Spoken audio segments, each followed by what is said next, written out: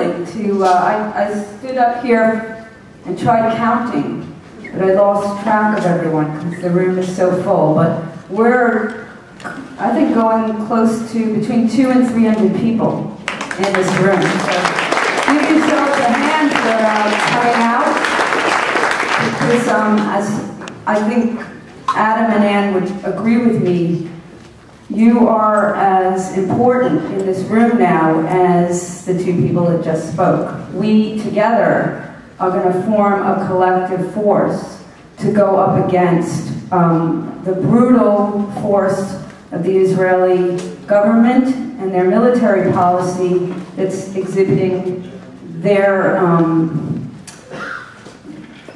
use of absolute abusive power unless we collectively and internationally stop them.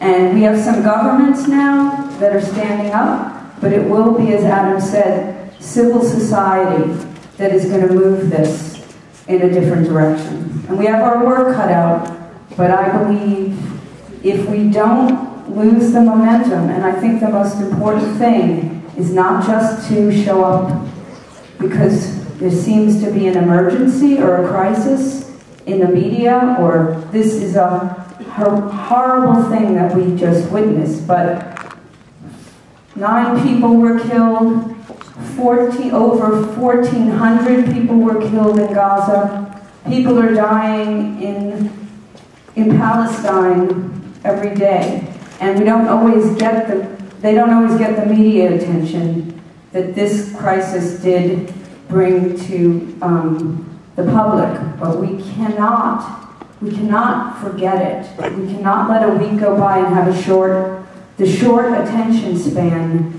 that they want us to have. New York right on the right at this moment, but tomorrow at 2 o'clock in the halls of Congress, we're going to be going to Representative Brad Sherman's office. He's the guy who is kind of the equivalent of what they're doing in Israel, which is if they're making it a crime that you do BDS. Well, Brad Sherman said that all of us who are associated with the Free Gaza Flotilla ought to be arrested and go to jail.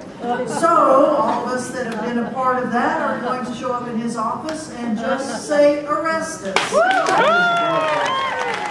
The Israeli government brought all the media in Israel, including the foreign media, and this was shown on ABC News, NBC News, I think CBS, CNN, I think was there, unloading the ship.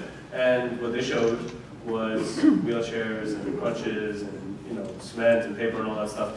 And the final tally from the Israelis is that there were no weapons on the ship, which, by the way, conforms with the inspections that were done in all the ports from which we left. All of the records from the inspectors were made public, were on our website, were made available for anybody to view and inspect. And basically, Israel's assertion that they didn't trust these inspections is basically Israel saying that it doesn't trust the EU, right? Because it's from European ports that we left, it's according to EU regulations that these ships are inspected. And the same is true for the Turks. Although Turkey is not a member of the EU, its ports and the airport and things like that are all according to EU regulations as part of Turkey's effort to join the EU and other agreements Turkey has with Europe.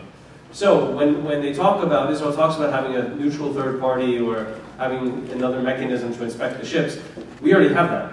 We didn't inspect the ships, the EU did. So all of this can be used to counter these. With regards to the airplanes, airplanes are not feasible. There's 2 reasons. One is because when you take off from the airport, you have to file your flight plan. In order to file a flight plan, you have to have clearance to fly over the airspace that you're traveling over. To land in Gaza, you have to fly over Egypt to land the plane. Egypt's not going to give approval.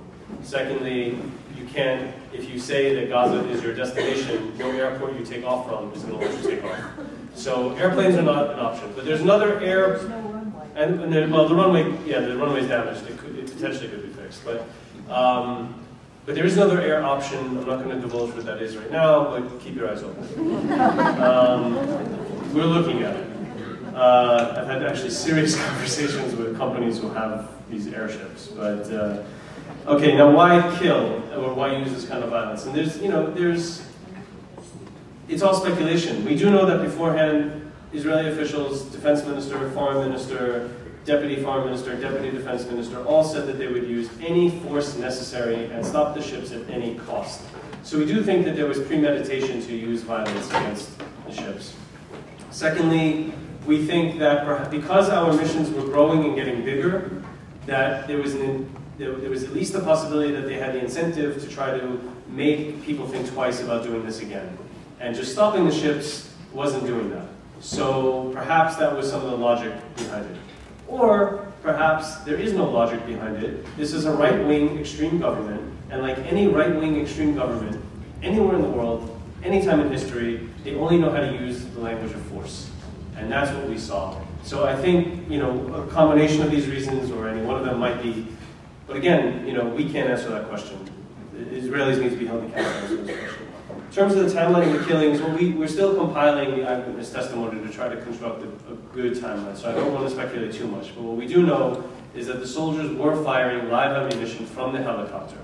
And we do know that at least one person was killed on the ship before anybody among our passengers picked up any kind of chair or broomstick or whatever to defend themselves. So that much is clear, that much was captured on the footage, that much was reported live by Al Jazeera at the time it happened. But we are trying to still reconstruct all the events from the eyewitness.